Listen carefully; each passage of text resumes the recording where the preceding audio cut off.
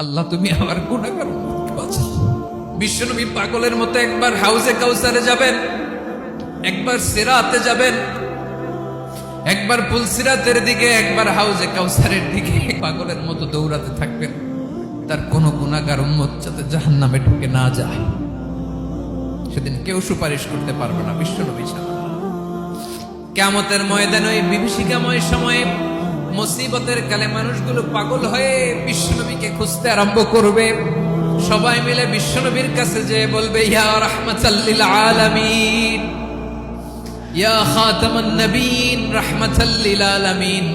দেখেন আমাদের কি অবস্থা, কি কঠিন বিপদে আমরা আছি, দাঁড়াতে পারি না, সূর্যের আলোতে ঘেমে হয়রান। আজকে কেউ সুপারিশ করতে পারবে না। সব নবীরা অপারগতা স্বীকার করেছে, তারা বলেছে আপনি ছাড়া কেউ নাকি আল্লাহর সামনে দাঁড়াতে পারবেন না, আপনি একটু সুপারিশ করেন। বিশ্বনবী বলবেন, আসো আসো, আজকের দিনে আমি ছাড়া আল্লাহর সামনে কেউ দাঁড়াতে পারবে না। বিশ্বনবী মাকামে মাহমুদে যে আল্লাহু আকবার বলে সিজদায় লুটিয়ে পড়বেন। আল্লাহ রাব্বুল আলামিন বিশ্বনবীকে এমন কিছু চমৎকার শব্দ শিখাবেন, ওই শব্দগুলো দিয়ে আল্লাহর প্রশংসা করে বিশ্বনবী কাঁদতে আরম্ভ করবেন। বিশ্বনবী এমন ভাবে অজর দ্বারায় সিজদায় লুটিয়ে পড়ে কাঁদবেন, রব্বুল আলামিনের রহমতের দরিয়ায় জোশ লেগে যাবে। রব্বুল আলামিন এই দৃশ্য থেকে সহ্য করতে পারবেন না। রব্বুল আলামিন বলবেন, ইয়া মুহাম্মদ ইরফা রাসাক, ও নবী আপনি মাথা তোলেন, মাথা তোলেন, আপনার কান্না আমি সহ্য করতে পারি না। নবী আপনি মাথা তোলেন, সাল তুতা, আজকে আপনি যা চাবেন তাই দেব। নবী আপনি সিজদা থেকে মাথা তুলেন, সাল তুতা, যা চাবেন তাই দেব। ওয়াশফা তুশাফা, যার জন্য সুপারিশ করবেন তার সুপারিশ কবুল করে নিব। বিশ্বনবী এবার মাথা তুলবেন। যে বিভীষিকাময় সময়ে প্রত্যেক নবী বলেছেন আমি পারবো না, প্রত্যেক নবী বলেছেন নফসি নফসি, আমার কি হবে আমি জানি না, আল্লাহ আমারে বাঁচাও। প্রতিটি নবী বলবে নফসি নফসি, আল্লাহ তুমি আমারে বাঁচাও, আমারে বাঁচাও। বিশ্বনবী মাথা তুলবেন, তুলে বলবেন রব্বি হাবলি উম্মতি, আল্লাহ তুমি আমার গুনাহগার উম্মতকে বাঁচাও। এই দুনিয়ার বুকে রব্বুল আলামিন সব নবীকে একটা করে দাওয়া মুস্তাজাবা দিয়েছেন, মানে যে দোয়া করলে কবুল হয়ে যায় সাথে সাথেই। দাও বিহা, দুনিয়ার সব নবীরা ওই দোয়াটা দুনিয়ায় করে ফেলেছে। সব নবীকে আল্লাহ একটা করে দোয়া দিয়েছেন, নবী দোয়া করলেই কবুল। সব নবীরা ওই দোয়া করে ফেলেছে দুনিয়াতে। বিশ্বনবী বলেন আমি করি নাই। ওয়া ইন্নী আখতাবিউ দাওয়াতি শাফাআতান লি উম্মতি ইয়াউমাল কিয়ামাহ, আমার ওই স্পেশাল দোয়াটা আমি দুনিয়ার বুকে কঠিন বিপদে পড়েও কোনোদিন করি নাই। আমি আমার স্পেশাল দোয়াটা কিয়ামতের দিন আমার গুনাহগার উম্মতকে সুপারিশের জন্য রেখে দিয়েছি। আল্লাহ বলবেন নবী ইরফা রাসাক, মাথা তোলেন, আর কাটবেন না। বিশ্বনবী মাথা তুলবেন, আল্লাহ বলবেন সাল তুতা, আপনি যা চাবেন তাই দেব। ওয়াশফা তুশাফা, সুপারিশ করেন, সুপারিশ কবুল করব। বিশ্বনবী বলবেন আল্লাহ ওই স্পেশাল দোয়াটা দুনিয়াতে করি নাই, আজকে আমি তোমার দরবারে দাঁড়িয়ে কিয়ামতের দিন ওই দোয়াটা করছি। আল্লাহ আমার যে উম্মতের হৃদয়ে যাররা পরিমাণ ঈমান আছে, আমার একটা উম্মতকেও তুমি জাহান্নামে ঢোকাতে পারবা না।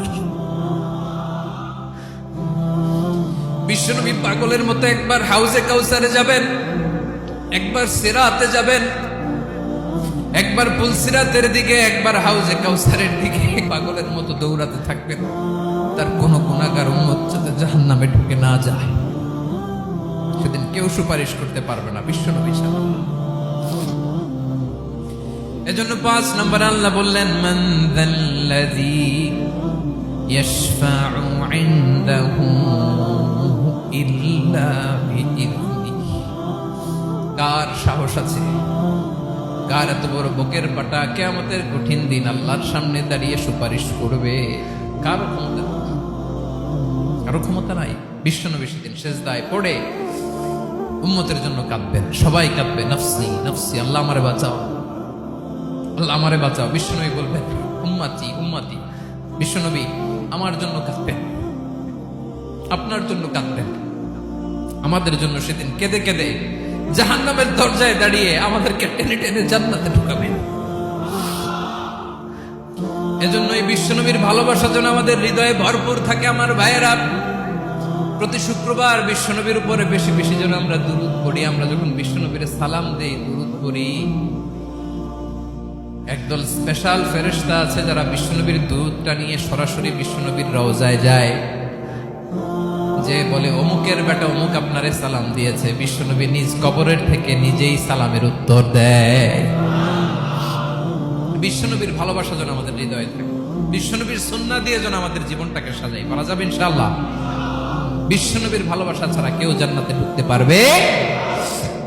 বিশ্বনবীর পক্ষে আমরা বলব, বিশ্বনবীর পক্ষে আমরা লিখব, বিশ্বনবীর জন্য আমরা আমাদের কলিজার রক্ত বিলিয়ে দিব। ঠিক কিনা বলেন? সেদিন বিশ্বনবী ছাড়া কেউ সুপারিশ করতে পারবে না। 5 নম্বর আল্লাহ বললেন, মান যাল্লাযী ইয়াশফাউ ইনদাহু ইল্লা বিইذনি। কে আছে সুপারিশ করবে আল্লাহর সামনে? আর আপনি আপনার বাবার দরবারে যে সেজদা দেন, হ্যাঁ? ইব্রাহিম আলাইহিস সালাম থারথার করে কাঁপবে আর বলবে নাফসি নাফসি, আল্লাহ আমারে বাঁচাও। মুসা আলাইহিস সালাম থারথার করে কাঁপবে, আল্লাহ নাফসি নাফসি, আমারে বাঁচাও। আর আপনি পীরের দরবারে যে সেজদা দেন, কোথায় আছেন আপনি? খবরদার, কেউ বাঁচাতে পারবে না।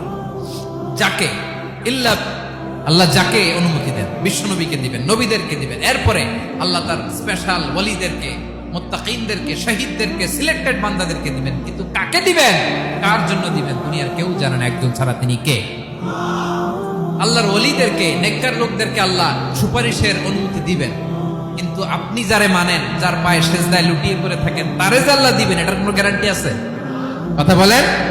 এজন্য জপতে হবে একজনের নাম। আওয়াজ করে বলুন, তিনি কে?